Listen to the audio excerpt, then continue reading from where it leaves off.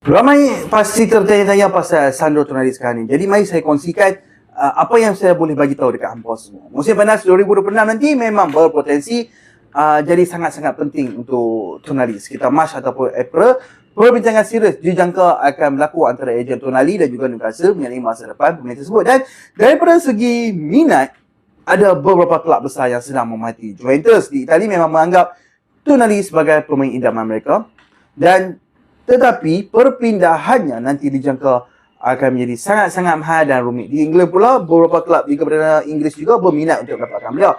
Arsenal hujung-hujung winter transfer window dikaitkan dengan Tonali, dan Man United juga meminati beliau. Cuma apa yang penting untuk saya jelaskan pasal United ialah Tonali memang berada di dalam radar United, tapi bukan satu-satunya nama. United ada beberapa calon pemain tengah lain dan keputusan akan bergantung kepada siapa yang keluar. Macam Casemiro ataupun Ugarte. Mungkin Ugarte akan keluar. Sebelum buat sebarang keputusan, United perlu mempertimbangkan dua perkara utama. First, adakah mereka akan bermain di dalam Liga Juara-Juara, dan siapakah pengurus mereka selepas ini. Sebelum ini, di bawah Ruben Amorim, sasaran utama pemain tengah United ialah Carlos Baleba.